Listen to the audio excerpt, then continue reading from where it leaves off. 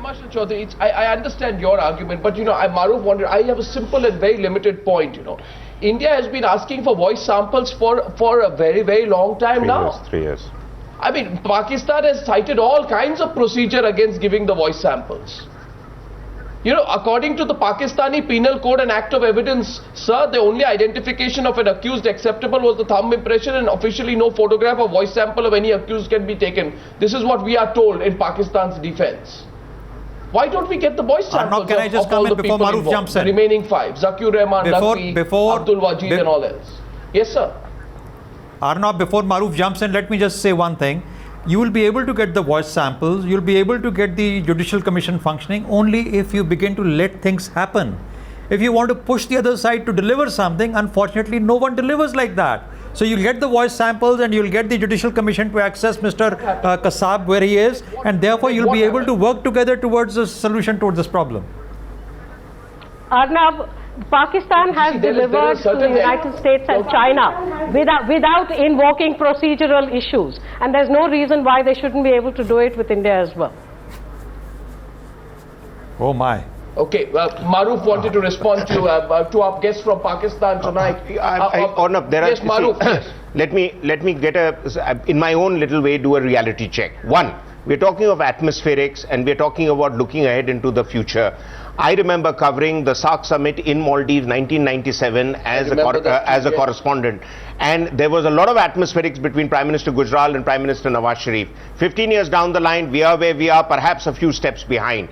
So I don't think, therefore, I'm not a romantic about all the optimism that comes out of this. My whole benchmark, and that's where we've got to link the past to what are the deliverables to what we can expect in the future. And therefore, we come to the point about the deliverables. The deliverables are that 3 years down, after 26/11, there's been very little cooperation. And let's be honest about it. All of us know Pakistan's dragged its feet on it. Home Minister Chidambaram. Maruf, our guests from Pakistan tonight have made one point. All our 3 very esteemed guests, Tariq Azim, Air Marshal Shehzad Chaudhary and Zafar Ali. They're making the point that you're not looking at the bigger picture. Okay, let me tell you the bigger let me tell you the bigger picture. Let me tell you the bigger picture. Let me tell you the bigger picture. The bigger picture is not Kasav.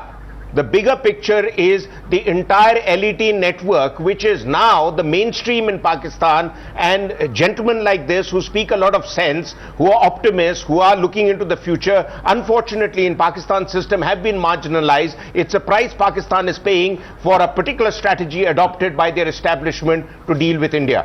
Now, I'm not saying this. I would like to quote several published documents, most recently a book on the history of Lashkar-e-Toiba, which says para chapter and verse that Hafiz Saeed and Zikur Rahman Lakhvi jointly created Lashkar-e-Toiba. So therefore, can't we get Lakhvi, who's under arrest, to come out in public and say Hafiz Saeed is my mentor? And that is the connection. So what evidence is more required? I'm asking our Pakistani guest tonight once more, sir.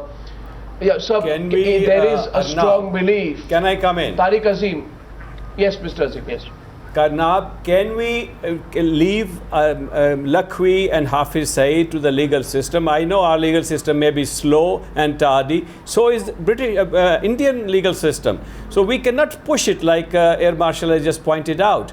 It will have to take its own course. We will not do it because just to please some Indians. This is something that has to go through the proper process. We have got to have a proper proof which is admissible to court, and we are sending our Judicial Commission to India. They will collect further evidence which will be brought back and presented to the courts. Please understand that. But are we going to be held hostage by the past? Can't we move forward? When Manmohan Singh talks about a new chapter to be opened, I want to be cautiously optimistic on this. We want to move forward, but you are still stuck with Hafiz Saeed and Lakhvi. So we should move forward. We should move forward, but I have 2 questions for you, Mr. Azim. Just 2 questions. Where are we moving forward? Gilani has said things have been positive, we are in right direction. There are no specifics. There is 0 specifics in the statement.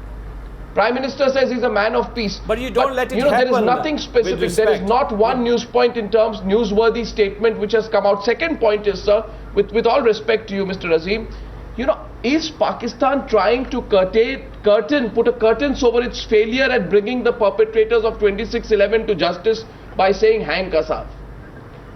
That's the limited point. You have got the perpetrators are nabbed, you got the perpetrators with you in the shape of Kasav. Others have been killed. These are non-state actors. We keep on saying that, and you think that we are making up stories. We are not. These are the people who have got nothing to do with the state itself. Now, you've got him over there. You have convicted him. He is due to be hanged. You know, it is entirely up to you, entirely what you do with him. We have condemned it wholeheartedly. The whole nation has done that, from President, the Prime Minister, everybody. We want to move ahead. You are the state, you know, which wants to stay in, maintain a status quo. But sir, we want to move ahead in this, you know, we want to have friendly relations with India. War is no longer an option. We have to solve our problem through dialogue. Zafar Hilaili, you were amused when I made that comment about Pakistan trying to put curtains at bringing the perpetrators of 26/11 to justice. It's a very serious point, sir. It's an extremely serious point, a real concern here. Well, you know, it is the stumbling block, Mr. Hilaili. I had hoped that all the events that have taken place over the past couple of years, that people like you would have come to the conclusion that terrorism and the impact on terrorism on our relations with India is precisely what Pakistan does not want. Pakistan is busy dealing with an existential threat on its east-western border.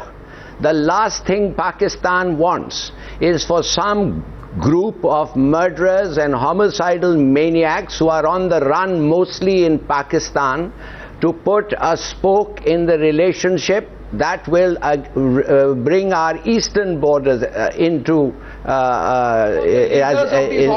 make them less secure. What about the leaders of these homicidal maniacs? Now, if you had come to, please, before we get on to them, if you had come to this conclusion, you would not have been pursuing this line of questioning which you are doing, number one. Secondly, when you come and make statements about two people who are leaders of a group which has been banned, I say as a Pakistani citizen, definitely they should be caught and arrested. But we have, you see, a system of law here, which they are taken to the courts. It doesn't matter if a man for a matter, I mean, there have been hundreds of cases in Pakistan where a person who has committed a murder, because, for example, witnesses don't turn up and depose that they identify him or see him, he gets away with it. Now, we have to find a way by which evidence sufficient for conviction is presented to a judge, and the judge agrees. I have to counter you here, sir. I give you a factual reason can I give you a factual reason, Mr. Hilaili? I think, sir, you are being a little unfair. I think you are being a little unfair because you, Mr. Hilaili, and Tariq Azim and Shehzad Chaudhary know about the many U-turns of your establishment. I'll tell you, I'll give you one example. Mr. Tariq Azim, you're also amused, but I will give you one example tonight. Because Mr. Hilaili has made the charge on the Newshour tonight that I have not reformed myself yet. But the fact is, Mr. Hilaili, please consider that on the 20th of July, 2009, if memory serves me right, on the 20th of July, this man, Kasav, had confessed to his role in the 26/11 carnage. Expectedly, sir, at that time, and you can check your records, your defense minister, if I'm not mistaken, his name is Chaudhry Ahmad Mukhtar. He totally rejected the confession, and he said this confession has been induced under duress. Was he lying then? Or should we not take your present interior minister seriously? Does your defense minister say one thing in July 2009 and your interior minister say something else in October 2011? If that case, what should I believe? You know, what is the Pakistani line? Let me just intervene here and say that when the incident took place, Such was the mad reaction of the press and the media in India, blaming it all on Pakistan, saying Pakistan was responsible for everything, drawing links between Kasav and his murderous group with this agency and that agency, that everybody thought that this was, and people in Pakistan did not believe it. People in Pakistan were right not to believe it, because there is no link between what happened with those murderers and any Pakistani agency in terms of organizing and carrying out that attack. Therefore, when your man confessed, I mean, you know, it was a sort of a second nature for Pakistani to turn around and say, this must have been another one of those induced confessions. I'm not making excuses for Mukhtar. Mukhtar says a lot of things which turn out to be wrong. But I'm simply saying I imagine this was one reason why he reacted like that. I need to tell him very clearly that it is not just the Indian media that was in a tizzy, but more importantly, evidence that was gathered through telecommunication links and others, which was supplied by the Americans to Pakistan to say that there was clearly a monitoring of the whole operation by people with military expertise.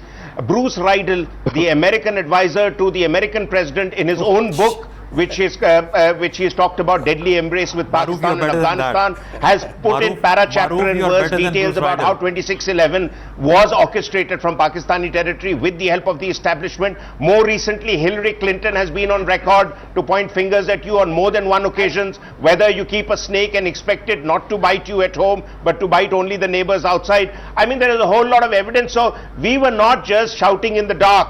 We were clearly basing all our assumptions on a whole lot of evidence. I think a larger question that needs to be answered after the bonhomie between the two prime ministers is, can Mr. Gilani deliver? No, and the bigger question is that if the process is to go forward without resolution of 26/11, if that's the fundamental issue, Casey, then that's the position the people of India will have to accept. You see, this is again going back to Sharm el-Sheikh, because the Pakistani argument of friends from Pakistan are saying that we cannot move forward even on the trial unless you move forward and have a dialogue with us, which means the dialogue is contingent on India's giving up the insistence that you punish and uproot the terror network.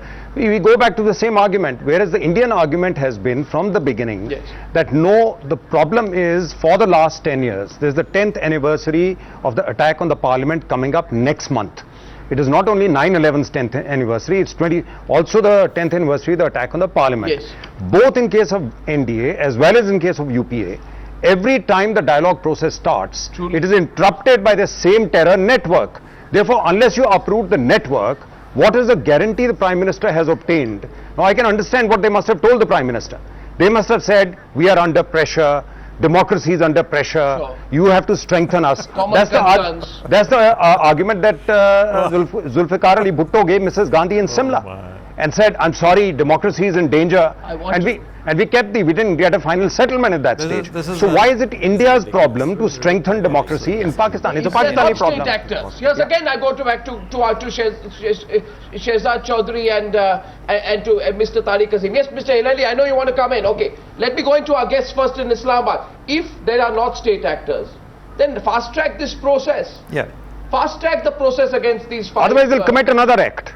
Fast track the process. It's also going to save Pakistan a lot of trouble, because Lakhvi is directing terror activities from jail, Marshal. Arnab, unless the intention is that you hold the gun to the head of the Indian government. Let Islamabad respond. Yes, sir. Arnab, may I come in, please? No, I just want to get our guests from Islamabad first, Leela, then I'll come to you. Yes. Okay. My only point here is that, you know, it depends. No one is pushing India to get into a dialogue with Pakistan. Neither can Pakistan be pushed into a dialogue with India. I mean, it takes two to tango, and if India is not willing to continue the dialogue will come to a halt. That's perfectly, I mean, understandable.